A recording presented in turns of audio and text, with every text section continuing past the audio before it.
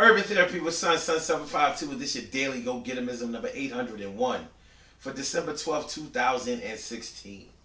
All right, so tonight I want to talk to y'all about dealing with your past and dealing with what you used to have. Dealing with what you used to have. Dealing with the past, dealing with what you used to have. We all have a past. Everybody in the world has a past. We've all done some things in our lives that we wish we hadn't done.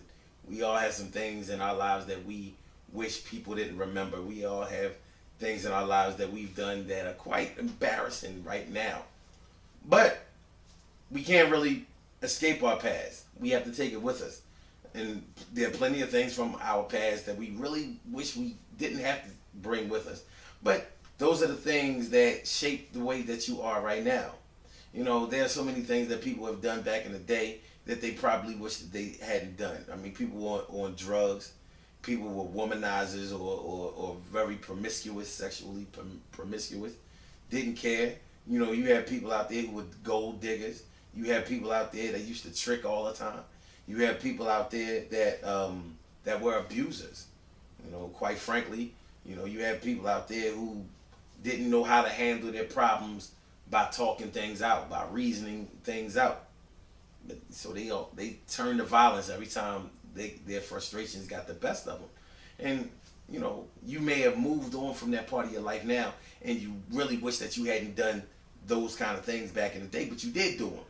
And you know how it is when it comes to the things that we wish that we hadn't done, the things that we wish weren't true about us. Somebody is always there to remind us of things that we did in the past. Now here's where it really gets dicey.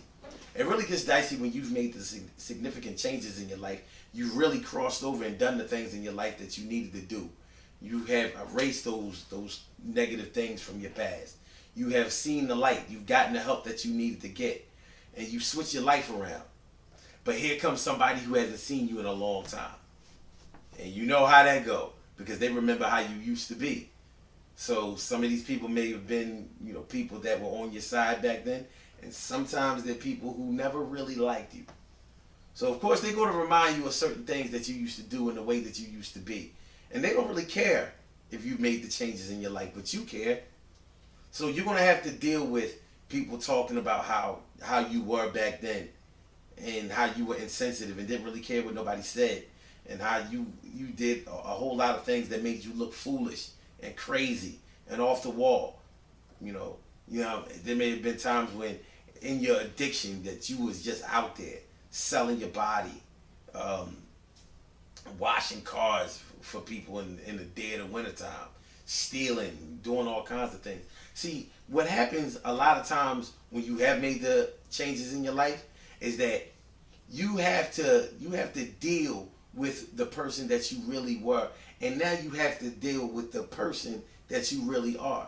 And the only way that you can really tell that you are the person that has moved on from that past is if hearing from the past doesn't bother you as much.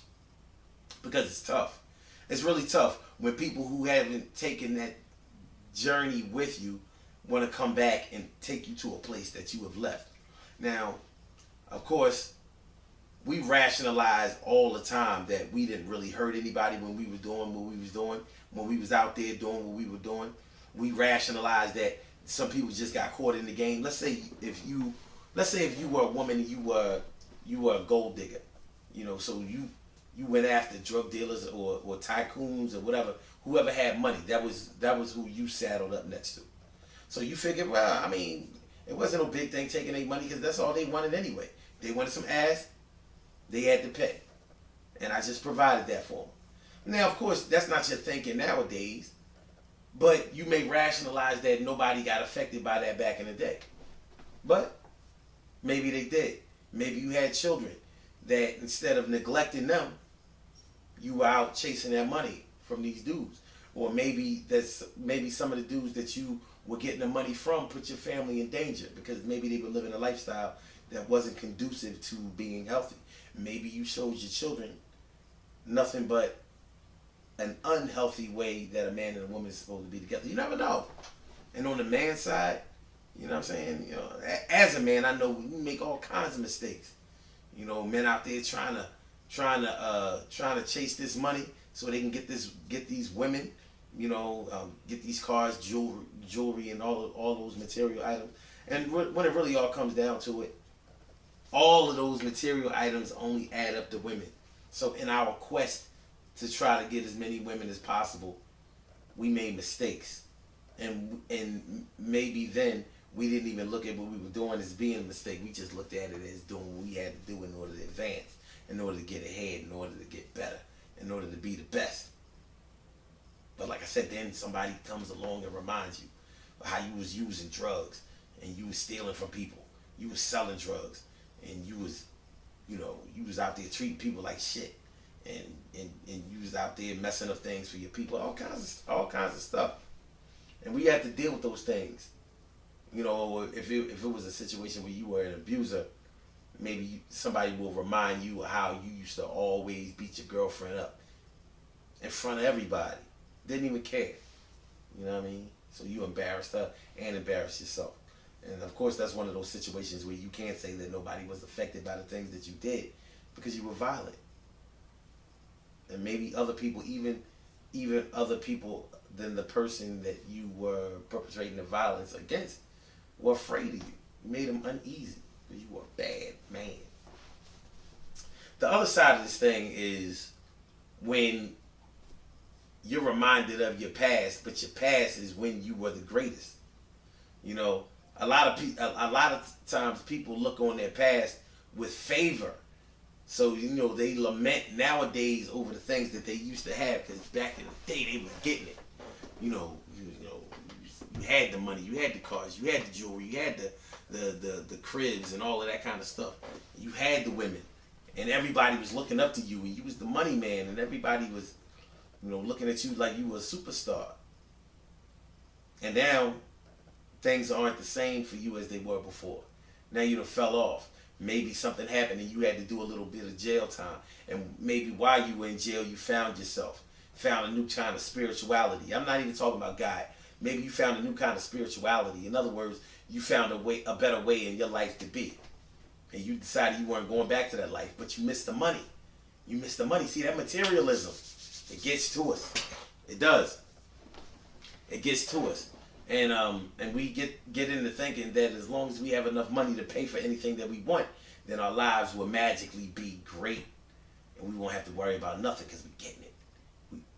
We're getting it, and we got it.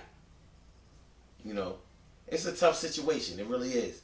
When somebody who hasn't seen you in a while, they come through and they see you looking like a regular person when you used to look like a superstar. You used to look like you was the epitome of greatness. You used to look like you was untouchable, unstoppable, and everybody had to turn towards you whenever you entered the room or whenever they saw you on the street. And now you're just a regular Joe. But you're a regular Joe with a conscience now. You're a regular Joe with dreams and ambition of helping other people, of doing better things, of living a life that's less strenuous, less stressful, less dangerous, less a lot of things. And don't get me wrong, I'm not trying to say that everybody in the 80s or 90s that was making a lot of money, I'm not saying that they were all drug dealers or anything like that. They may have been legitimate business people or whatever. But we know that legitimate business people make mistakes also. And sometimes they commit crimes. And sometimes they get caught. And if they get caught doing a crime or whatever, you got to do a little time and you come out. You may be a different person than you were going in. Or those businesses could have failed, and for whatever reason, you're finding it really hard to get back to the place that you were. And you miss the place that you were because that's when you were in the prime of your life. That's when you were getting the respect that you really wanted. That's when you were getting the love that you wanted. But what you should do is ask yourself about that love, about that admiration, about that respect. Were they really respecting you because of who you were, or were they respecting you because of what you could give them or what you had? Now, some people may say that it doesn't really make a difference as long as you was getting it, but it does make a difference, because if people were only hanging on to you because of what you could do for them, then they never really was down with you or down for you from the beginning. You don't want to be around people like that. But hey, the hardest part of dealing with all of that is dealing with the people that will come back and remind you how great they were. I mean, how great you were back then, and how now you just let's just say you've really changed. And to add insult to injury, they might be talking about how they got it now, because people like to do that. You know, it's like the Prince and the Pauper, and they change roles, and it can really make you feel bad. But it shouldn't send you into a depression. It shouldn't make you motivated to do better just because somebody else is telling you that you used to be this, that, and the third. If that is the thing that motivates you, then something is wrong. Of course, that's if you were doing something negative, or if you were a negative person. But normally when you think about whenever period that you had in your life, if you really look at it favorably, because a lot of times we forget all of the other stressful things that we were going through in our lives when we were getting money. We forget about any of the problems that we had when we were getting money. We forget about any relationship issues that we had when we were getting money. Because we thought that money could solve everything, and then we found out that it couldn't solve everything. And you may have found out that money is not putting your life back together now. Maybe you found something else, a better way. I don't know. Education, love, affection, understanding, limited possibilities not related to money. There's a lot of things out here. And, you know, whenever you're feeling down about the things that you used to have, or feeling bad that you don't have the things that you used to have, you just remember that anything that you had before, you can get back. But the thing is, that's good and bad. Because any depression, any sadness, any despair, any bad things that were going on in your life, you can have those same things again if you don't watch out and improve your life, turn some things around, switch your game up.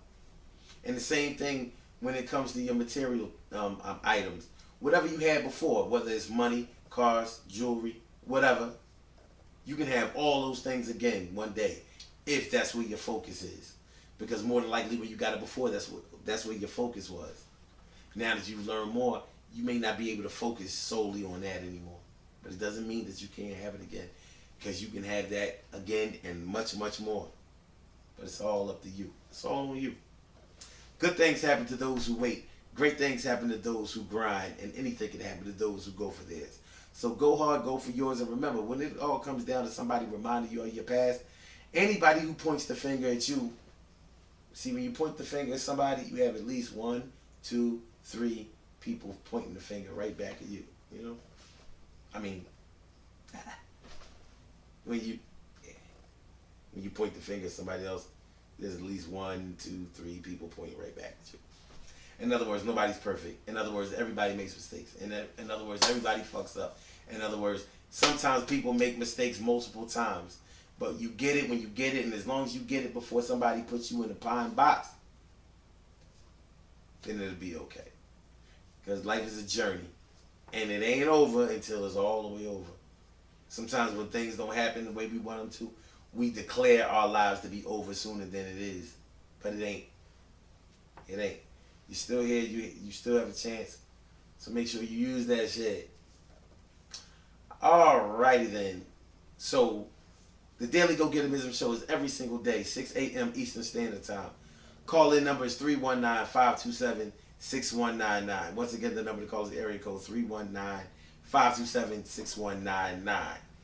blogtalkradio.com/Sun752. Peace.